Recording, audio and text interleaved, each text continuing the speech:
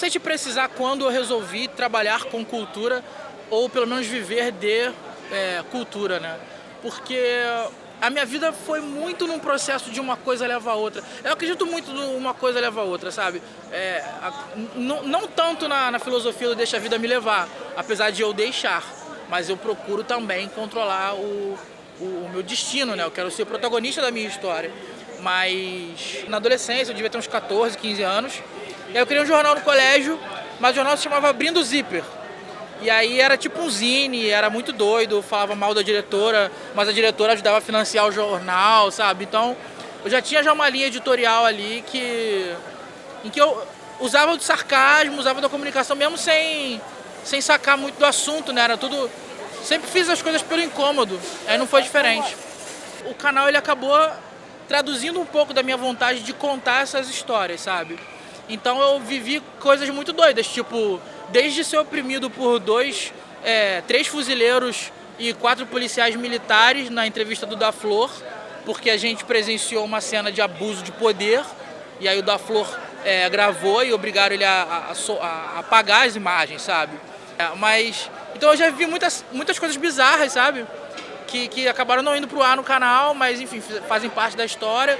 Teve um período que eu cheguei a gravar um programinha chamado Correria, que eu mostrava um pouco literalmente dessa correria do canal, sabe? O meu processo criativo, ele é muito orgânico.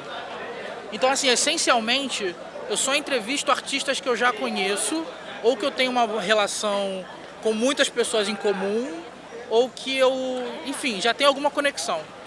Então eu não consigo te precisar, por exemplo, teve uma entrevista tal que pra eu conseguir entrevistar o cara, tive que fazer isso. Não. Sei lá, tipo os caras do ADL, que são famosos no Brasil inteiro, eles, sabe, tem gente que fala que eles são os próximos Racionais MCs, cara. Os caras são muito cabeça, tem toda uma mensagem, toda uma parada.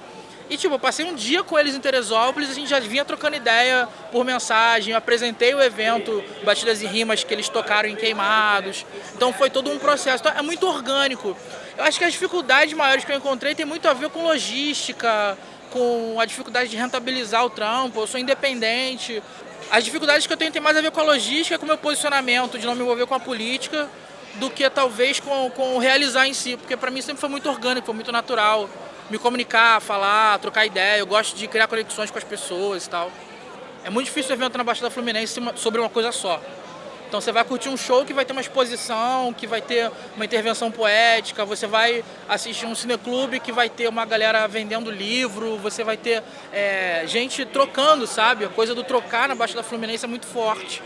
Então eu percebo isso como uma característica de verdade.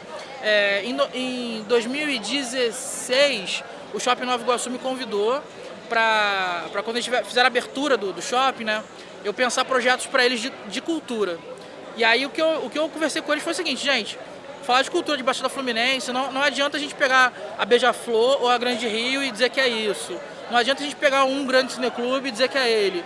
É um monte de coisa. Então a gente fez um projeto gigante, foram mais de 500 artistas que passaram pelo palco do shopping e tal. E os caras entenderam que a gente precisava ter, desde o grafite, que a gente tem o Meet uma favela super representativo na Vila Operária, até a Inocentes de Belfor Roxo, que é uma escola de samba que nem tá, tipo, super bombada, igual a Beija-Flor, que é super campeã, né? Mas ela é super respeitada, tem um carinho das pessoas, porque o samba é muito presente na vida das pessoas. Então eu sinto que na Baixada Fluminense a gente tem essas características transversais, sabe? Não dá pra falar de uma coisa só. É muito maior do que parece, só não é glamuroso. Mas eu não acredito que as dificuldades que a gente tem na Baixada Fluminense sejam diferentes das dificuldades da galera do sul fluminense, sabe? Do interior de outros lugares pelo mundo, sabe? Eu acho que a dificuldade que a gente tem não é tão diferente da dificuldade da galera que está em Moçambique, ou até mesmo em alguns lugares da Europa, no interiorzão da França lá, sabe? E eu acho que tem muito a ver com uma série de fatores. Fato, a vida do capitalismo, ela é voltada para as grandes metrópoles. Então, tudo que a gente faz é voltado para o que está no centro.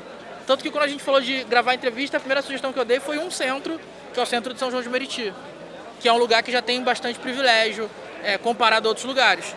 Então, eu acho que... Eu não sei se tem que acontecer uma X coisa, porque a sensação que eu tenho com todo mundo que fala de cultura na Baixada Fluminense é que todo mundo espera um Messias. E esse Messias não vem e não vai vir. Ele não existe. Porque não existe uma pessoa que fala pelo território. A gente é um Uruguai, é um país. Então são 4 milhões de habitantes que a gente precisa impactar. Nós somos vizinhos de uma das cidades mais famosas e bonitas do mundo, que é o Rio de Janeiro. Então a gente também tem que lidar com isso. Eu acho que o que tem que acontecer é a gente continuar fazendo, cara. Acima de tudo fazer, realizar, é ir pra rua mesmo, ocupar o espaço público, publicizar isso, registrar isso, transformar essas coisas em história.